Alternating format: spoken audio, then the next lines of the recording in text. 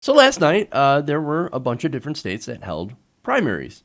Now, in those primary elections, there were a lot of actually progressive wins. Now, for example, we have the most famous story: a 28-year-old teacher and server, Alexandria OcasioCortez. She defeated 10-term incumbent Joe Crowley by an incredible margin.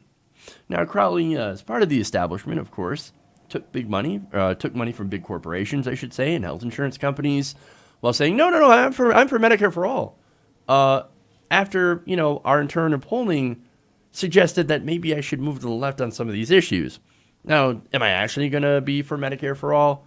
Well, I don't know what's in Joe Crowley's head, but I do know what was in his pocket, and it was money from the health insurance companies. So, nonetheless, that was not enough to stave off the powerhouse that was Ocasio-Cortez. And I say powerhouse because she was not very well known. And yet, what she did is that she took a disadvantage. No media coverage. The Intercept covered her a lot, but it was one of the only outlets. Very few outlets. The Young Turks, of course, covered her race. But mainstream media, they ignored her. The establishment, they ignored it. All of this. So she had very big disadvantages. In fact, she was outraised 10-1 and outspent by Crowley 14-1. Now, she was able to overcome that advantage because she knocked on doors and actually got people excited to go out and vote. Now, when the race was called, she told supporters, quote, "You have to give this country hope. Or you have given this country hope, sorry. You've given this country proof that when you knock on your neighbor's door, when you come to them with love, when you let them know that no matter your stance, you are there for them, that we can make change." And we're going to need all the change that we can make going forward if we're actually going to take the country back. Now, there were other wins other than Ocasio-Cortez, who I'll get into details in another segment. Last night, in Virginia, the former head of the NAACP, Ben Jealous, won his primary as well, and he ran on what they called an uncompromisingly left position, inspired by Senator Bernie Sanders. Now that includes closing corporate tax loopholes, shrinking prisons, legalizing and taxing marijuana. So the marijuana discussion, I keep saying, it'll be legal within the next 10 years. It actually might come a little bit sooner, with no help from the federal government, unfortunately. Now, the establishment, they hate those positions.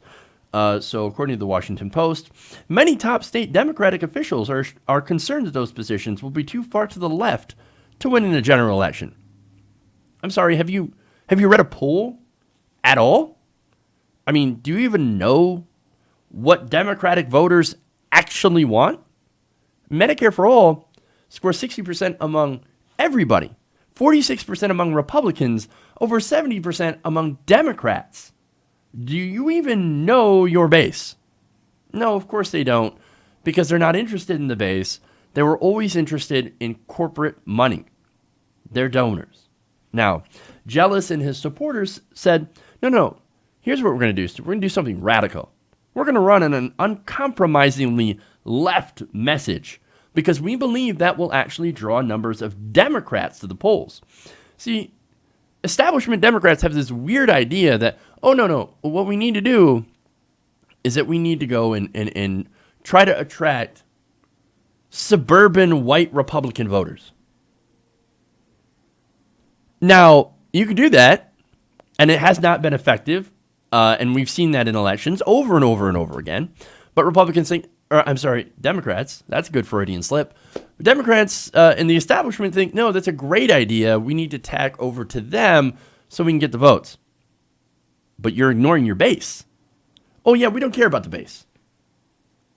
Come on, man. Look, ignoring your base is why you lose all the time, because a Republican voter is still very likely to vote for a Republican. And it's been proven over and over and over and over again. It's so incredibly sad. Now, look, it's not just Ben Jealous in Virginia. There are actually more wins in Virginia. For example, Corey McRae beat an incumbent, Nathaniel McFadden. Mary Washington beat Senator John Carter of Conway. Now, by the way, he chairs the Education, Health, and Environmental Affairs Committee. That's a very important position.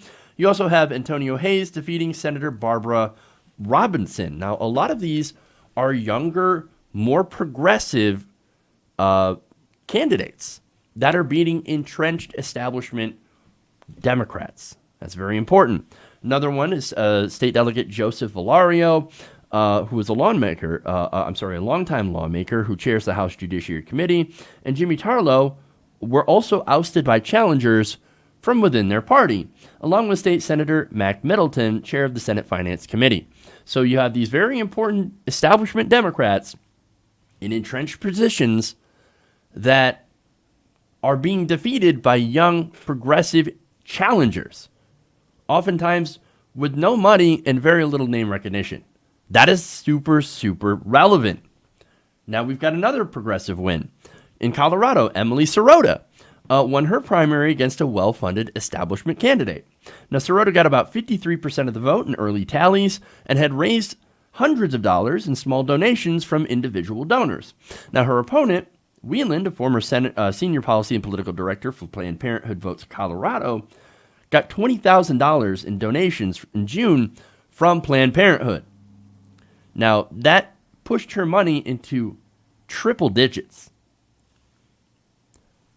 Turns out, yes, money is very, very helpful because what money does is that it helps you get out your message.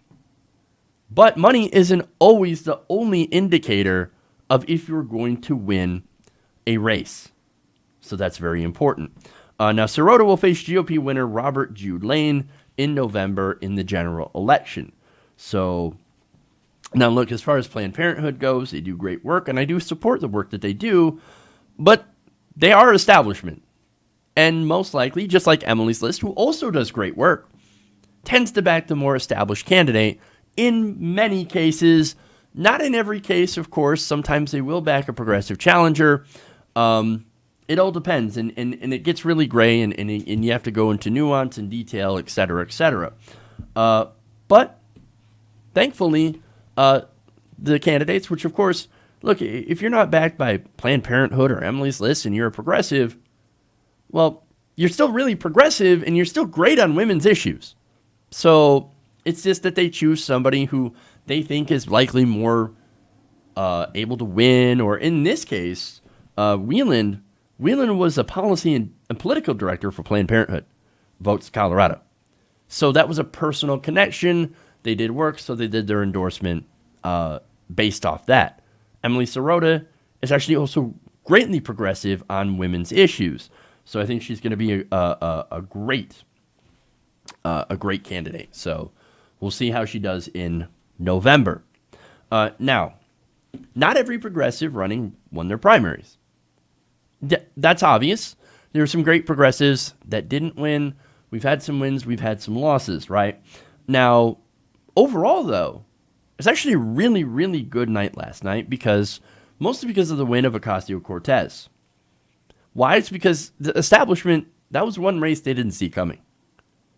They didn't even consider that the possibility that the fourth largest, highest ranking Democrat in the House could lose to somebody who had no money and no name recognition, and who came out of nowhere. It's just a regular person. Crowley was a very, very fun, big fundraising powerhouse, but at the end of the day, he got crushed. Now, look, part of that is, look, I said name recognition, right? But name recognition also something that Crowley kind of lacked a little bit. And the reason is he wasn't in his community. He wasn't very well known by his own district because he was spending all of his time doing fundraisers. Now, Ocasio-Cortez, she was a member of that community. She knocked on doors. She got to know people. She spent time with the community and not with prospective donors. And I think that that's the future. That is how you win. Now, I've had a lot of discussions with some certain people, even hosts that I respect very much deeply and I agree with on a lot of issues. They, however, believe that taking over the party with primaries is kind of a fool's effort. That it's not going to do anything. Oh, it's useless. Well, they're never going to change. So why should we even try? We should be building a third party. Well, look, I kind of disagree with that. Partly, and let me explain why. I think we do need a third party. I think we need a fourth, fifth, and sixth party. However, what we need to do is, right now, the party system, the two-party system, is so out of whack and has so much control over our electoral politics that there needs to be some serious fundamental change before we can make a third, fourth, fifth, or sixth party viable. Now, that involves both pressure from within and without. So, yeah, you want to go build a third party? That's great. That's fine, and that'll give you external pressure. But what we need is inside. And saying that, no, the inside strategy is not going to work is as ridiculous as saying that the outside strategy is going to work. Both need to work in tandem. Look, the notion that we can't go and infiltrate and take over the party from the inside relies on the notion that we hope to change the minds of the party leadership to be more progressive. And that is a false assumption. Instead, what we're trying to do is we're trying to replace the party leadership. It's a hostile takeover. We're the pirate ship, and we want to hijack the party away from the neoliberals, away from the establishment. It's not playing nice with the establishment. It's actually doing something that's far more scary to them than a third-party challenge. And that's coming and taking them out on their own territory, on their own turf. And victories like last night, and the 40% plus win rate for groups like Our Revolution, and the surging of the DSA, the Democratic Socialists of America, are actually proof that we have the power to hijack that ship and win. That's not going to happen overnight. Just like building a party, it takes time, and there will be a lot of casualties, and there will be big losses. But if we can continue on this path and do pressure from inside and outside, we can win. But everybody's got to get involved. We don't win without the people. We need people power. So please, whatever your plan is, don't get discouraged and keep working, and we will win. Hey everybody, thanks for watching this video. If you want to see more like this, please hit the subscribe button below. And if you want to support truly independent progressive media, please consider becoming a patron at patreon.com/TYTNation.